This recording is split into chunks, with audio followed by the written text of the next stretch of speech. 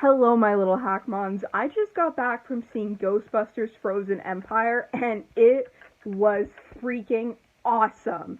So, we're going to start with the spoiler free review, and then we're going to be going into the spoiler zone. Now, this movie was supposed to come out around last Christmas, but got delayed due to the writer's strike, and I can tell you, it was well worth the wait. I had a blast all the way through the movie. There was this perfect balance of the classic Ghostbusters humor, but also really cool action and some sort of dark elements, some really, really good new character design. The people who are saying this is nostalgia bait are really not giving this movie enough credit because it actually adds a lot to the Ghostbusters lore, world, and mythology.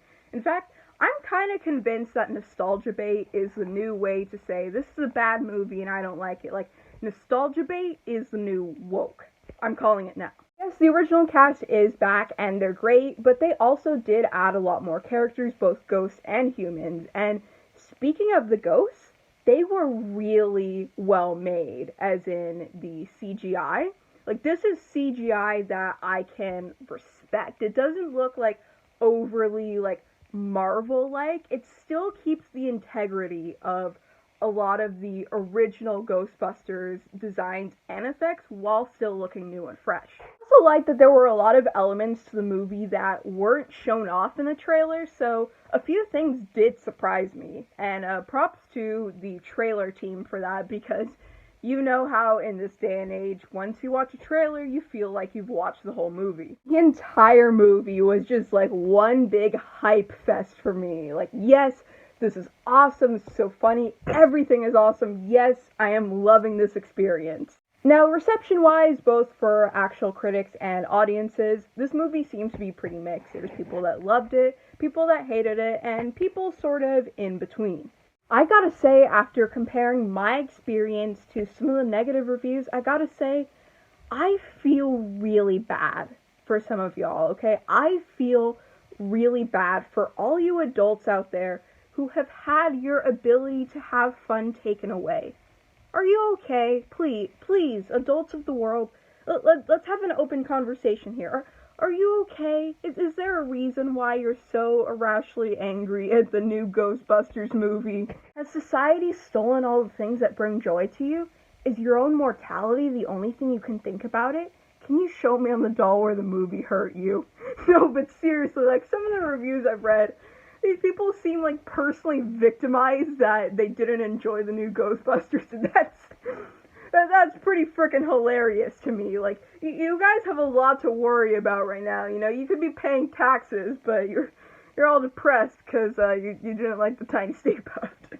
But yeah, Ghostbusters Frozen Empire, super fun watch. I enjoyed it all the way through. Would absolutely recommend checking out in theaters. One last little thing before we get into the spoilers section. I got the AMC Ghost Trap popcorn bucket, and it's pretty freaking cool. First of all, it actually has wheels on the bottom, so you can roll it around in case you ever feel inclined. It also has a light switch, which gives it this purple tinted light that looks really, really freaking cool. The purple part, which is the actual bucket, is removable in case you ever just want to have that, or the ghost trap by itself, which opens up and closes. Super cool. There's little knobs and buttons that you can turn. They don't do anything, but it's still pretty cool to have. Yeah, this is one of the coolest movie popcorn buckets I've seen. I really like how each theater is doing their own popcorn bucket for this. I feel like we're finally coming back to, like, movie marketing of the old days, and I, for one, am so happy to see that come back. And now for the spoiler section. I love how it starts out with these little interconnected storylines like the Spangler family, the ghost girl, the antique shop, the science lab, and then they all come together to, like, all become the main plot of the movie.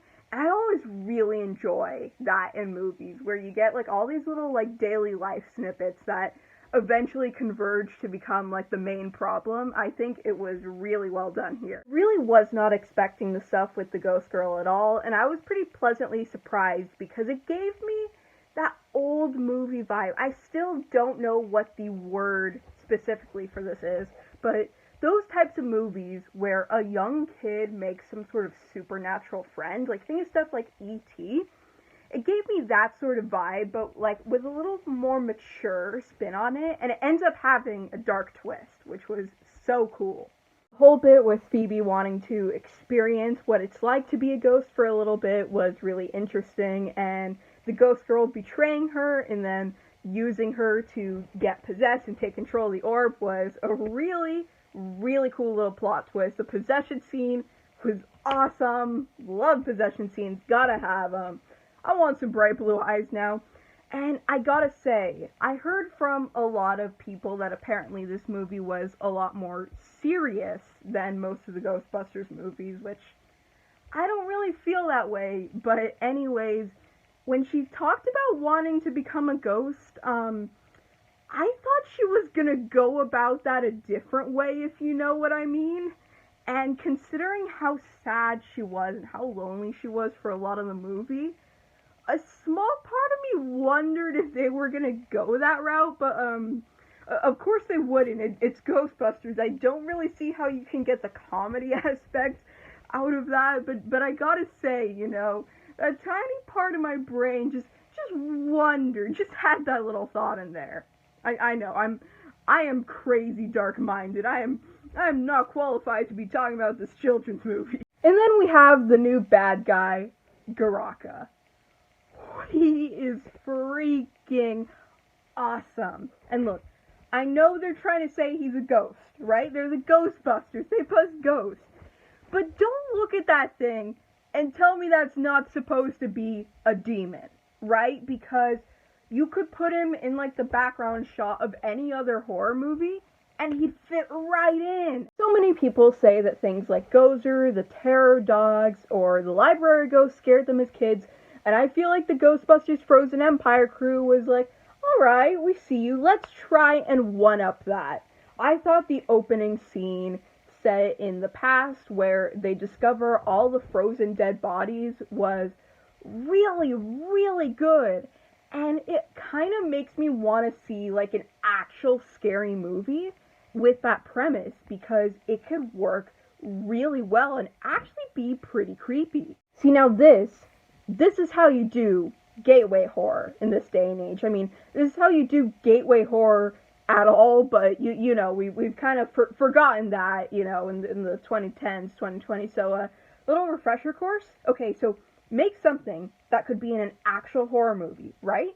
And then you go back and you add funny things, heroes to beat up the bad guy, likable characters, maybe a cute little thing here and there, and bam, that's gateway horror.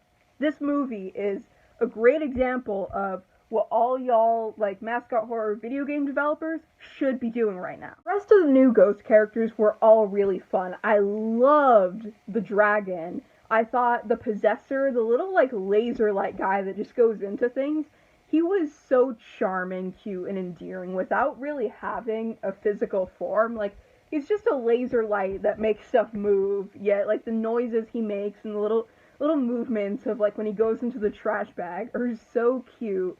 And then we've got that cute little that little green thing that barfs on stuff. He's almost like a little baby Slimer. I liked him too. And of course, Slimer was back and he looks awesome. Like they didn't try and over CGI him.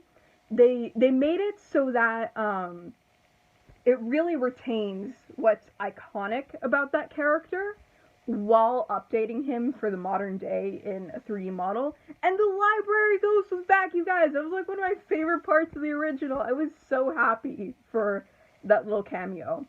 There was also this weird character in the Ghost Lab that was just like this giant white man thing. It was pretty freaky looking, and I wish we got more of him. After seeing Ghostbusters Frozen Empire, I can firmly say that yes, I don't just want this at Horror Nights this year, I need this.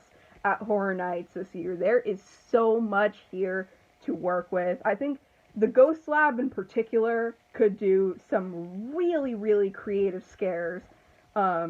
If they do a Garaka Stilt Walker, like, Horror Nights is hereby absolved of every single horror sin. Like, that would go incredibly hard. Overall, Ghostbusters Frozen Empire was the most fun I've had in a theater in a while, and I cannot recommend it enough. Bye bye, my little hackmons.